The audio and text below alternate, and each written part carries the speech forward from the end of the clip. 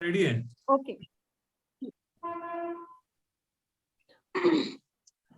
आज हम अखिल भारतीय मारवाड़ी महिला सम्मेलन के राष्ट्रीय कार्यालय से रेखचंद जी के परिवार के साथ हैं। हमारे देहदाता रेखचंद जी को हम सत सत नमन करते हैं, उन्हें अपने श्रद्धा सुमन अर्पित करते हैं। इस पूरे परिवार को अभी बहुत ही कम टाइम हुआ है, अपने बुजुर्ग को इन्होंने अपने परिवार से खोया है। तो मैं चाहती हूँ, इन्होंने इतना अच्छा नेक कार्य किया है, उनकी इच्छा का मान रखा है, डॉक्टरों की पढ़ाई के लिए मेडिकल कॉलेज तक उनके शरीर का दान किया है। उस परिवार को साधुवाद देते हुए, अभिनंदन करते हुए मैं उनसे ये जानना चाहती हूँ कि उनको देहदान की प्रेरणा कहाँ से मिली। माँ बोलेगी। हाँ, माँ बोलेगी आपके हर प्रश्न का जवाब। माता जी आपको प्रणाम, आप बताएं।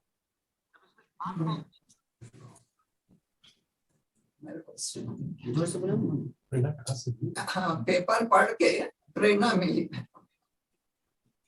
एक्चुअली कई साल पहले पेपर पढ़ा था कहीं, तो उस बातों को भी 8-10 साल हो गया, तो उनके मन में ये बात आई कि मैं भी इस काम को करूं। तो उन्होंने पापा जी से बताई कि ऐसा ऐसा है, ये मैंने पढ़ा, तो मुझे ऐसा लग रहा है कि हमको भी करना चाहिए। तो फिर पापा जी ने कहा कि जरूर अपन दोनों करेंगे इस काम को, और उस दिन तय हो गया था। फिर इन्होंने 2-2.5 साल पहले पापा जी ने उसको अपनी देहदान का घोषणा कर दी थी। तो मतलब हम महिलाओं के लिए बहुत गर्व की बात है कि माता जी इतनी बुजुर्ग हैं और वो नित्य पेपर पढ़ के उन्हें ये प्रेरणा मिली कि देहदान जैसे महत्वपूर्ण कार्य को, जो कि अच्छे डॉक्टर, भावी डॉक्टर बनाने के लिए काम आएगी। हम माता जी को सत सत नमन करते हैं, वंदन करते हैं इस कार्य के लिए। आपने पूज्य रेखचंद जी को प्रेरित किया, इसके लिए जैसे मेरी आपसे बातचीत हुई थी, तैयार है। क्या इसमें अभी जो देहदान हुआ उसमें हमारी किसी भी संस्था का आपको सहयोग मिला? जी, यहाँ एक स्थानीय नवदृष्टि संस्था चलती, फाउंडेशन चलती है, जो पिछले 20 साल से कार्यरत है। उनका सहारा हमने लिया था, माँ की शिक्षा को उनके बीच में हमने रखी थी, तो उन्होंने फिर इस कार्य के लिए गति प्रदान किया। जी धन्यवाद। उनका भी हम सत सत वंदन करते हैं, इस प्लेटफॉर्म से उन्हें नमन करते हैं, उस एनजीओ को। देहदाता के जीवन काल में जो उपलब्धि थी, कृपया सूक्ष्म रूप से हमें बताएं कि वो किस तरह के व्यक्तित्व को निभाकर दुनिया को यही प्रदान किया। बाबूजी को मैं बाबूजी को पुनः नमन करता हूँ। हाँ, उनका, हम लोग 3 भाई हैं। बड़े भाई मेरे सुनील भाई साहब, मैं बीच का सुधीर, छोटा भाई सुशील। बाबूजी शुरू से व्यापार के प्रति उनकी रुचि, धर्म, समाज के प्रति, नाती पोतों के प्रति, उन्होंने सब कार्य अपना बहुत ही जिम्मेदारी से और बहुत सहज स्वभाव से उन्होंने संपन्न किया। हम सब को उन्होंने बहुत आगे बढ़ाया और उनके हर कार्य में अपनी एक अलग कार्य क्षमता दिखती थी और हम लोगों के परिवार के लिए नहीं, पूरे शहर के लिए, समाज के लिए बड़ा अनुकरणीय लगता था सबको। धर्म के क्षेत्र में उन्होंने मंदिरों का, स्कूलों के निर्माण में, समाज में, भवन निर्माण में, कुंभ, हम लोग परिवार ने 4 कुंभ में अपना स्टॉल लगाते थे, जहां आने जाने वालों को रुकने की व्यवस्था करते थे। 4 धाम की यात्रा बाबूजी को जब जो, फिर कुछ टाइम बाद गौशाला में रुझान आया। आगे की बातें मेरे भाई साहब लोग आपसे और शेयर करेंगे। जो भी जीवन में हो सकता है, बाबूजी ने हमारे वो सब कुछ किया। कभी भी उन्होंने अपने पे कहीं कुछ नहीं खर्च किया, लेकिन समाज के हित में जो भी हो सकता है, हर एवेन्यू पे उन्होंने बहुत अच्छे से, बहुत खुश होके किए। इतना ही मैं कहना चाहूंगा। ऐसी महान आत्मा को हम सत सत नमन करते हैं। जीते जी जिन्होंने संसार में जो उनका कर्तव्य था, परिवार पालन के साथ साथ समाज हित में भी बहुत कुछ अन्य आयामों पे समय समय पर अपना योगदान दिया और मृत्यु उपरांत भी उनकी शरीर काम आए मेडिकल कॉलेज के छात्रों की, इसकी भी उन्होंने अपनी इच्छा जाहिर करते हुए इसकी भी व्यवस्था उन्होंने की। उन्हें हम सत सत नमन करते हैं। हमारे बीच उपस्थित हैं हमारी देहदान सखी राजकुमारी जी। मैं चाहती हूँ राजकुमारी जी, आप इस परिवार से आगे की कार्रवाई के बारे में वार्तालाप करें। राजकुमारी जी, मेडिकल कॉलेज में जब आपने ये देहदान के लिए आप लेकर गए या वो लोग स्वयं आए? किस मेडिकल कॉलेज में आपने शरीर को दिया? शंकराचार्य मेडिकल कॉलेज को हमने बाबूजी की देह दी। उनकी एम्बुलेंस आई थी लेने के लिए, एम्बुलेंस में हम लोग बैठ के जाके कॉलेज को सुपुर्द करके आए। तो आपको वहां प्रतिसाद कैसा लगा? मेडिकल कॉलेज का जो माहौल था, आपको वो देखकर क्या महसूस हुआ? रात का समय था जी, उसके बारे में बहुत अच्छे से कुछ बता नहीं सकता। ओके। देहदान मृत्यु के उपरांत किए जाने वाले संस्कारों को आपने किस तरह संपूर्ण किया भाई साहब? अभी तो हम लोगों ने कोई संस्कार नहीं किया है। जी, मैं आप सबकी जानकारी के लिए बताना चाहती हूँ कि 3 तारीख को पुण्य आत्मा का शरीर शांत हुआ है और इन्होंने मेडिकल कॉलेज में उनका शरीर दिया है। आज मात्र ये समझिए कि 5 दिन ही हुए हैं। उस बीच हम इस परिवार से मिल रहे हैं। आपको नमन करते हैं, आप हम सबसे मिलने का टाइम आप लोगों ने निकाला और हमारे साथ आप उपस्थित हुए। तो अभी आपका जो भी विचार हो, सद्विचार हो, जो इनकी इच्छा हो, उसी तरह से आप इस कार्य को करने के लिए निश्चिंत किए होंगे। तो जैसा आप लोग उनकी इच्छा का मान रखते हुए करेंगे, मुझे पूरा ही विश्वास है। मैं ये चाहती हूँ कि आपके परिवार के ऊपर उन्होंने जो ये देहदान का निश्चय लिया, उसकी क्या प्रतिक्रिया रही? क्या आप लोग और भी लोग तैयार हैं और समाज इसके बारे में क्या सोच रहा है? समाज इसको बहुत सराह रहा है और इसके बाद हमारी माता जी का भी मन है देहदान करने का और आगे चल के हम लोग भी मन बना रहे हैं इसी पद पे चलने के लिए जिसपे हमारे माँ बाबू जी चल रहे हैं। और हमारी ताई जी भी एक भाटापारा में रहती, वो भी देहदान करेंगी और हम सब का पूरे परिवार का यही मन है कि हम सब आगे चल के इस काम को करें ताकि मेडिकल के बच्चों को पढ़ने के लिए कोई असुविधा ना हो। जी, आपके घर से जो उषा जी हैं वो हमारी वहाँ पे दुर्ग समिति की सदस्य हैं। मैं चाहूंगी कि वो इस विषय में बताएं कि पूरे समाज को वो किस तरह से इसके विषय में मैसेज देंगे।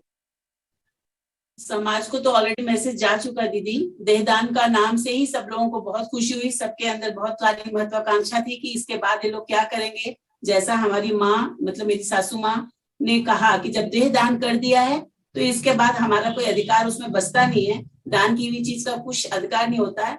और बाबूजी को तो हमने अमर किया है, इसलिए कोई भी कर्म कांड, कोई भी ये जो भी प्रोसेस होते हैं वो हमें नहीं करना है। बस इस खुशी में हम शामिल। तो हमें देख के समाज के बहुत लोगों ने सराहा भी और उनके इस क्वेश्चन की जवाब भी मिला उनको। और जो भी बैठने आ रहे हैं उन्होंने यही कहा कि ये कार्य बहुत पहले होना था, लेकिन आप लोग ने शुरू करके हमें एक अच्छा मार्गदर्शन दिया है। और बैठने आने वाले लोग भी बोले कि हमसे आप फॉर्म भरवा लो, हम लोग भी ये कार्य को करना चाहते हैं। तो इसके बाद फिर नेक्स्ट जो भी होगा मैं अपने संगठन के बैनर पे वो फॉर्म भी भरवाऊंगी। और इस समाज को बहुत अच्छी मैसेज गई है। मम्मी पापा जी के इस कार्य से हम सभी अनुग्रहित भी हुए हैं। धन्यवाद। बिल्कुल आपने सही कहा। प्रैक्टिकल तो आप लोगों ने मैसेज अपने परिवार से दे ही दिया है और आप हालांकि हमारी समिति से जुड़ी हुई हैं, तो इसको आपको बहुत पूरे भरपूर प्रयास से प्रचार करना है और इस कार्य में पूरी क्षमता से अपने को लग जाना है। हमारे जो उसके तहत कार्य करते हुए स्थानीय जो भी आपकी इकाई है उसके साथ मिलके आपको करना है इस कार्य को। और हमारे बीच यहाँ पर उपस्थित हैं हमारी छत्तीसगढ़ प्रदेश अध्यक्ष सरोज जी। हम चाहते हैं इस विषय में कुछ शब्द वो कहें कि हमारी समिति की जो भी अभी स्कीम चल रही है देहदान की जागरूकता हेतु, उसको वो बहुत अच्छी तरह अपने ब्रांच में पहुंचा रही हैं। और मैं जहां तक समझती हूँ इस पर भी आगे जाकर लोगों को बहुत अच्छा प्रभाव मिलेगा, प्रतिसाद मिलेगा, जगह जगह रैलियां निकाली जा रही हैं। तो सरोज जी कृपया आप कुछ शब्द कहें।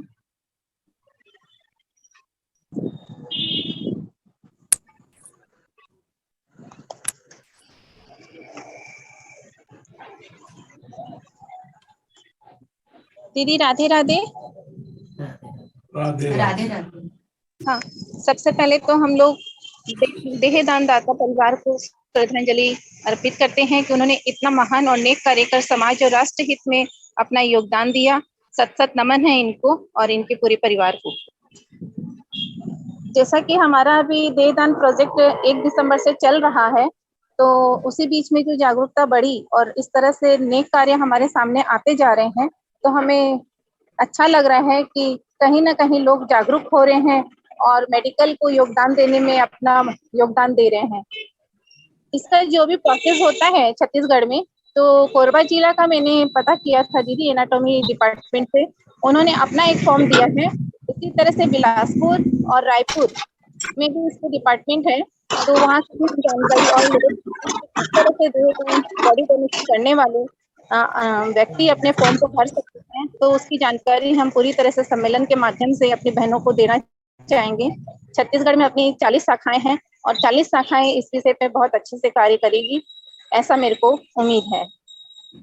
धन्यवाद दीदी, मैं एक डॉक्टर के पास आई हूँ, तो मुझे पता था कि आज का टाइम बहुत जरूरी है, तो साथ साथ पे मैंने मीटिंग भी अटेंड की है आपकी। ठीक है सरोज जी। सुशीला दीदी। जी सरोज जी, आप जी दीदी। देहदाता परिवार को सम्मान पत्र मधु जी प्रेषित किया जाए। अखिल भारतीय मारवाड़ी महिला सम्मेलन की तरफ से राष्ट्रीय कार्यालय से देहदाता परिवार को हम एक छोटा सा सम्मान पत्र देते हैं, ताकि इसको देखकर आप अपने घर में जहां भी लगाएं तो अन्य आने वाले लोग भी इससे प्रभावित हों कि भाई करने वाले ने, जाने वाले ने अपना काम कर दिया, परिवार ने काम कर दिया, अब बारी है समाज की, इस नाम से की। आप जिससे जुड़े हैं रेखचंद जी, तो और दे सकता है, परिवार को सम्मानित कर सकता है, जाने वाले व्यक्ति को अपना श्रद्धा सुमन दे सकता है, अर्पित कर सकता है। हम सब आज उनको एक सम्मान पत्र देकर परिवार को सम्मानित करना चाहते हैं कि इस नेक कार्य में आप सहयोगी बने, जो रेखचंद जी के नाम से। मधु जी, कोई और दिख रही है? अच्छा, एक मिनट जी। रेखचंद जी अग्रवाल 83 वर्ष की उम्र के थे और 3 जनवरी को ही उनका शरीर प्रभु के चरणों में अर्पित हुआ। तो ऐसे महानुभाव को हम सत नमन करते हैं, अपनी श्रद्धांजलि अर्पित करते हैं, अपनी श्रद्धा सुमन अर्पित करते हैं। और आप सभी परिवारजनों को, जिन्होंने 5 दिन के बाद भी हम सबसे वार्तालाप किया और आप इस स्थिति में हमारे साथ बने रहे, आप सभी को हम साधुवाद देते हैं, नमन करते हैं।